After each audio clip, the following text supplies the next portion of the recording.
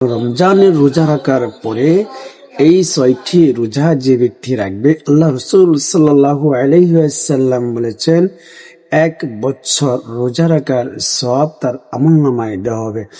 নবী করিম সাল্লাল্লাহু আলাইহি ওয়াসাল্লাম বলেন, যে ব্যক্তি রমজানের 30টি রোজা রাখলো আর 6 রোজা রাখলো, আল্লাহ পাক রব্বুল আলামিন এই 36টি রোজা রাখার কারণে 1 বছর রোজার সওয়াব তার আমলনামায় লিখে দেবেন। সুবহানাল্লাহ। অন্য এক হাদিসে আল্লাহ রাসূল বলেন, প্রতি নেকি যদি 10 হয়, একটি রোজায় তাহলে 10টি হবে, 10 দিনের সমান হবে। 30টা রোজা 300 দিনের সমান হবে। আর এই 6 রোজা যদি কোনো ব্যক্তি রাখে তাহলে 60 দিনের সমান হবে। তাহলে 360 দিন অর্থাৎ 1 বছর রোজা রাখার সব আপনার আমল নামায় দিয়ে দিবেন। আল্লাহু আকবার। আল্লাহ রাসূল সাল্লাল্লাহু আলাইহি ওয়াসাল্লাম আরো বলেন, এই রমজানের রোজার মধ্যে যদি কোনো ঘাটতি থাকে, কোনো অপূর্ণতা থাকে, আল্লাহ পাক রব্বুল আলামিন ওই নফলের দ্বারা ফরজকে পরিপূর্ণ করে দেবেন। আল্লাহু আকবার। এই রমজানের পরে সবচেয়ে গুরুত্বপূর্ণ রোজার আমল হচ্ছে শাওয়ালের 6টি রোজা।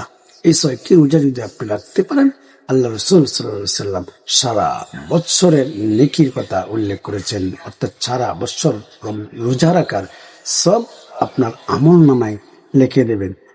আল্লাহ পাক রব্বুল আলামিন এই অফার, এই নেকিটুকু আপনার জন্য, আমার জন্য রেখেছেন। সব উম্মতের জন্য আগে রাখেন নাই, এই উম্মতের জন্য এই 6 রোজার ফজিলত এতটুকু গুরুত্বপূর্ণ করেছেন। আপনি এই বছরে যদি এই আমলটি করেন, এই বছরে যে কোনো সময় যদি আপনি মারা যান, তাহলে 1 বছর রোজা রাখার, অর্থাৎ আপনি রোজা অবস্থায় তো আপনি মারা গেলেন, রোজা রাখা অবস্থায় তো আপনি মারা গেলেন, তাহলে আপনি মরার সঙ্গে আপনি জান্নাতে চলে যাবেন। এবং আপনার এই 6 রোজার রাখার কারণে আল্লাহ পাক রব্বুল আলামিন আপনার কবরের সওয়াল জবকে সহজ করে দিবেন। একটি ঘটনা আসছে এরকম ভাবে, কোন হাদিসের কথা নয়, কিন্তু এক বুজুর্গ বলেছেন, তার ঘটনা সত্য।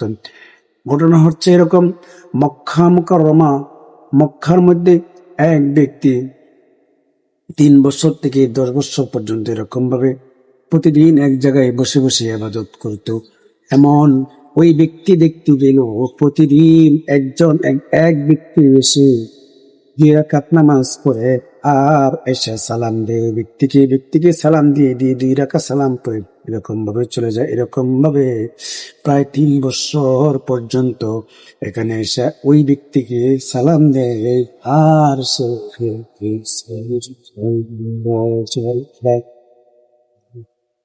হঠাৎ করে একদিন আসে না। ওই ব্যক্তি চিন্তা করলো, আমার সাথে প্রতিদিন এক ব্যক্তি এসে সালাম দিত, আজকে তো এই ব্যক্তি আসে না। একদিন যায়, 2 দিন যায়, 1 মাস যায়, 2 মাস যায়, ওই ব্যক্তি আসে না। হঠাৎ করে একদিন এক ব্যক্তি এসে খবর দিল, ও হে ভাই, আপনি কি কোন ব্যক্তিকে চিনতেন প্রতিদিন এখানে আসতো?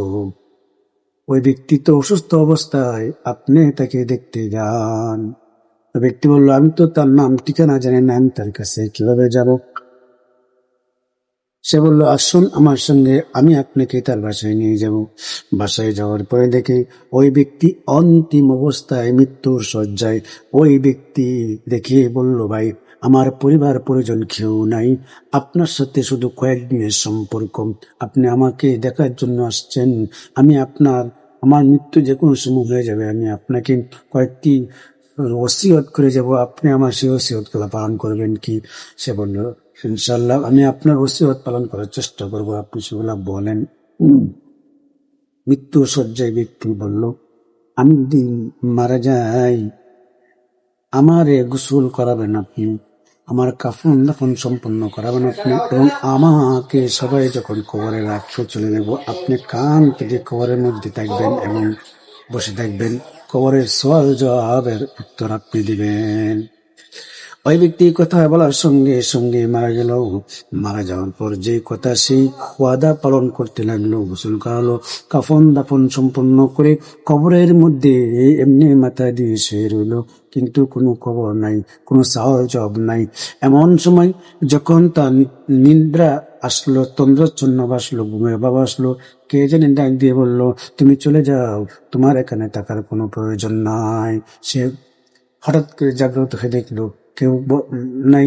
সে মনে করলো তাকে শয়তানে ওয়াসওয়াসা দিচ্ছেন যাওয়ার জন্য, কিন্তু এখান থেকে চলে যাওয়ার জন্য তার ওয়াদা বরখলাফ হবে, এই জন্য তাকে চলে যাওয়ার জন্য বলতেছে। আবার কিছুক্ষণ এরকম ভাবে বসে থাকতে থাকতে তন্দ্রাচ্ছন্ন আবার এরকম ভাবে বললো, হে অমুক, তুমি এখান থেকে চলে যাও, তোমার এখানে কোনো কাজ নাই। আবার জাগ্রত হলো, দেখলো না না না, কেউ নাই। সে মনে করলো হয়তো আমি দুঃখা বা আমাকে শয়তানি ওয়াসওয়াসা দিচ্ছে। এরকম ভাবে তৃতীয়বার যখন তন্দ্রাচ্ছন্ন ভাব আসলো, তখন ওই ব্যক্তি, ফেরেশতারা আবার বললে, ওই ব্যক্তি আবার আসলো, আসা বললো, এই ব্যক্তি আপনি চলে যান। তখন সে নিজেই বলল, আপনি কে, আমি চলে যাব কেন, আমি তো কবরের সওয়াল জবাব দেওয়ার জন্য এখানে বসে রয়েছি। তখন তারা বলল, আপনি চলে যান, আপনার এখানে বসে থাকার কোনো দরকার নাই, কবরের সওয়াল জবাব আমরা ফেরেশতারা দেব। তখন ওই ব্যক্তি বলল, আপনারা কারা? তারা বলল, আমরা হইলাম সোয়ে রোজা। এই ব্যক্তি জীবনে কখনো সোয়ে রোজা খেয়েছিলাম, সারানায় শাওয়ালের 6টি রোজার আমল করতো।